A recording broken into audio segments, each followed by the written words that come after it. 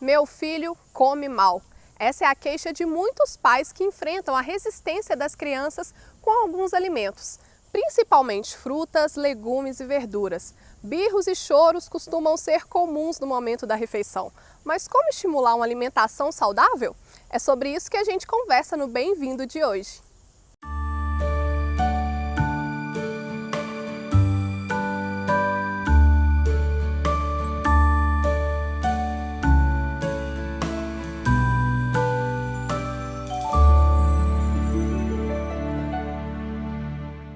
Mariana, para começar o nosso bate-papo, quando a gente fala aí dessa questão da seletividade alimentar, por que algumas crianças são seletivas em alguns alimentos? Geralmente são frutas, legumes, verduras. Por que isso acontece? A seletividade alimentar, ela é algo que ela não vem arrastada somente do ato de não comer a comida para dentro da boca. Uma das coisas que a gente às vezes se confunde é entender que a criança seletiva, ela apenas não gosta de colocar o alimento na boca. Então é importante que a gente entenda que a seletividade, ela pode começar muito antes dessa criança rejeitar o alimento via oral. Ela pode não gostar da textura, ela pode não gostar da cor, ela pode não gostar do barulho, enfim. A gente tem que entender que ao se alimentar, a gente estimula todas as percepções sensoriais. Então, algumas crianças começam a manifestar isso, pode ter por algum motivo que teve algum mal-estar com a comida, ou algum momento na vida que passou mal e parou de sentir o gosto, o cheiro do alimento. Alguns estudos mostram isso, que à medida que a gente perde o cheiro, sente o cheiro dos alimentos, a gente também se recusa a comer esse alimento ou estar perto desse alimento. Então é interessante a gente entender de qual é o motivo que essa criança para de comer, né? E a gente pode falar aí que a introdução alimentar tem algum impacto nisso, a maneira como foi feita? Porque às vezes, naquela questão da falta de paciência, ofereci um brócolis, não gostou, deixa para depois. E acaba que a criança não se adapta àquele sabor. Isso vai ter impacto na alimentação futura dessa criança? A introdução complementar é um dos segundos grandes marcos de socialização ativa que o alimento pode fazer com todo o meio que o compete. Nós sabemos que nós comemos pelo que nós pensamos, pelo que nós sentimos e como nós vivemos. Então, a criança, no momento da introdução alimentar, é o momento que ela socializa aquele alimento.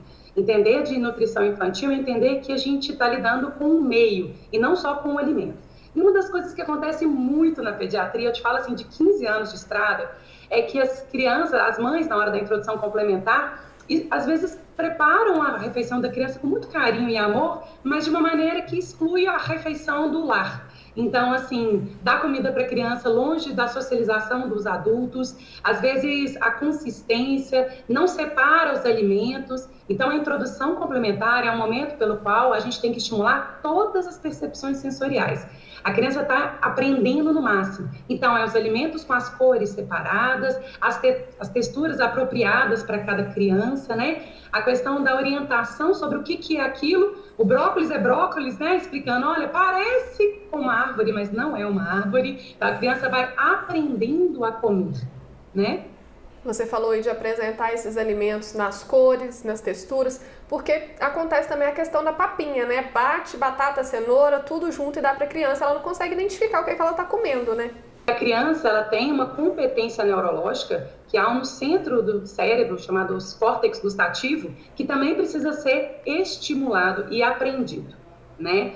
Só um detalhe importante que eu queria muito frisar é que nós, eu tô falando pais porque eu tenho 3 filhos, né? Então, assim, nós, eventualmente, a gente foca muito o aprendizado da criança no andar, no sentar, no equilíbrio, mas a educação alimentar também é um ato de ensino. Então, a gente também tem que ensinar essas crianças a comer, ensinar o que são os alimentos bons, que fazem bem para a saúde. As crianças aprendem também que os alimentos separados, cada alimento, por ser uma cor determinada, tem um nutriente específico. E eles têm completa,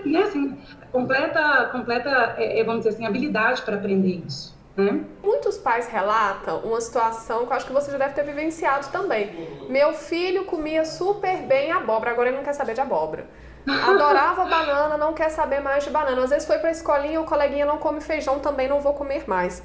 A gente pode falar aí que existe uma faixa etária ou uma fase em que é normal a criança passar por esse momento aí de recusa de certos alimentos? A gente sabe que a recusa não tem Hora certa, a criança pode ter vários quadros de recusa. Uma coisa importante que a gente saiba aqui, e que deixe bem até para toda a comunidade aprender, que recusa alimentar não é só comportamento, que é no caso dessas crianças, que numa faixa etária pré-escolar de 2 a 6 anos, a velocidade de crescimento decai, então um pouco do apetite, da fome, diminui um pouco. Além do qual, a gente tem a questão comportamental, que cerca de 70% a 80% do nosso consultório pediátrico chega. 20% a 30% dessas crianças podem estar desenvolvendo dificuldades alimentares que impactam, inclusive, no estado nutricional, com emagrecimento, anemia, e aí sim, o olhar técnico ele tem que ser assim, estimulado. Assim. Uma criança com problemas na textura, no barulho, na socialização, então tem várias questões que a gente precisa avaliar. Tem outra questão também que eu acho que é muito comum, que às vezes os pais apresentam cedo demais para crianças alguns alimentos. Então, alimentos com muita gordura, com muito sal, com muito açúcar, né? A gente tem uma indústria aí que vende um monte de comida de criança que, na verdade, é uma coisa super processada, super industrializada. Apresentar esse tipo de alimentos para crianças muito precocemente também pode impactar nessa questão da seletividade alimentar? A gente sabe que assim, a construção do hábito alimentar ela é feita na infância. E a questão que a gente fala da dimensão do afeto do alimento, né? Tem gente que come, eu gosto disso aqui, porque isso aqui é tão legal, me dá tanta alegria, me dá tanta, igual a propaganda fala, nossa, me dá tanta força e energia. Então, a gente utiliza o alimento de uma maneira desleal. É muito desleal a competição com o marketing infantil com a própria infância, com a própria criança. Então, eles usam e abusam dessa indução de uma forma afetiva, mostrando que aquele alimento é saudável, porque ele tem muita energia. Que de fato tem mesmo, que caloria em excesso é energia. Mas a criança ela não tem essa compreensão. Então, vale mais uma vez que nós, profissionais da área de saúde, orientamos essa família que tudo bem. Eu falo muito isso na pediatria, não tem problema uma criança, vez ou outra, experimentar esse universo que socializa, né? Uma festa de aniversário com bolo, chocolate, suco industrializado, que seja, tudo bem. Mas o que a gente não pode trazer é esse alimento para casa. Mariana, e qual que é o papel dos pais aí? Porque às vezes quer que o filho coma super bem, mas o pai e a mãe não comem. O exemplo é importante nesse caso? A gente precisa colocar naquele momento de socialização, que é o comer, não só alimento saudável, mas um ambiente saudável, sabe? E isso a criança aprende e leva para a vida.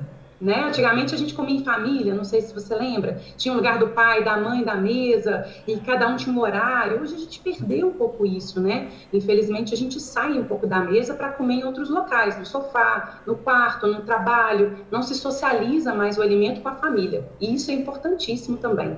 Quando acontece aquelas birras, aquele choro, geralmente algumas mães, alguns pais, eles usam aí um artifício que é: se você comer tudo, eu te levo para passear. Se você comer tudo, vai ter sobremesa. Qual que é o impacto aí de associar esse bônus, esse benefício, se a criança comer aquele alimento, se a criança comer tudo, nessa trajetória mesmo alimentar?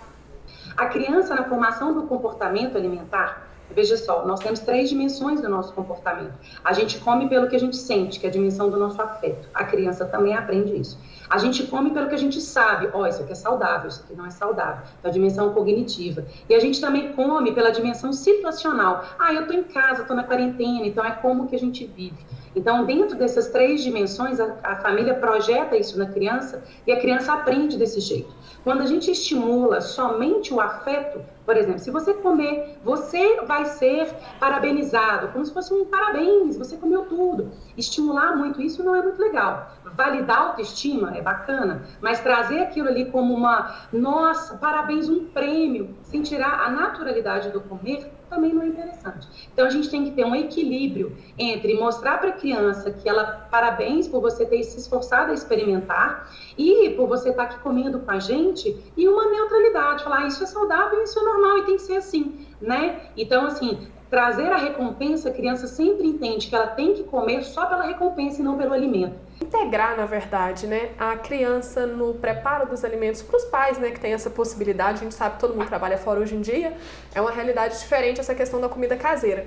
Mas integrar a criança nesse momento de preparo do alimento pode auxiliar aí nessa questão da alimentação também? A criança precisa ter duas palavrinhas fundamentais, assim, para começar a ir para um outro caminho. Chama-se confiança e segurança. Se a criança não tem segurança do que ela vai comer, ela nunca vai querer ter, né, assim, curiosidade de experimentar. Então, a segurança e a confiança andam junto para ela ter curiosidade de experimentar. A curiosidade, ela é estimulada na hora que ela vê a transformação do alimento, sabe, Vina? Então, se algumas pessoas esquecem de que a criança é apresentada na introdução complementar o ovo cozido, mas ela não sabe que o ovo vem da galinha e que o ovo, quando aberto, é líquido, que quando ele é cozido, ele fica duro. Então, transformar do alimento, a construção do alimento, a conexão com a modificação daquele alimento, traz identidade, traz segurança, confiança, estimulando a curiosidade. Então, trazer para o ambiente doméstico o preparo e mostrando para essa criança como o alimento se modifica é um dos melhores recursos que a gente tem para tratar a recusa alimentar. Então, mesmo que a criança não coma, leva ela para a cozinha para interagir com aquele alimento. Uma das coisas que eu gostaria de deixar aqui claro é que se o seu filho está bem nutrido, ele está desenvolvendo bem, ele está crescendo, ele está acompanhado por um pediatra e por um nutricionista em materno-infantil, né, que a gente olha e tem essa ótica, é trazer mais leveza, sabe? Entenda que a recusa alimentar faz parte da autonomia infantil e que aquilo não está prejudicando, tire o não da mesa, comece a ter o reforço positivo. Quando a gente fala muito não, a gente mostra para o cérebro o aprendizado que não, meu filho, você não vai comer, você não gosta disso, não é possível. Eu fiz com tanto carinho, você não vai nem experimentar. E o não, não, não. A gente tirar, então, uma dica que eu deixo aqui é tire o não da mesa e reforce o sim. Parabéns, meu filho, pelo menos você experimentou. Agora você não quer se alimentar, numa outra refeição a gente come. Então, traga leveza para esse universo alimentar que é tão lindo como é. Ok, Mariana, muito obrigada. Por nada.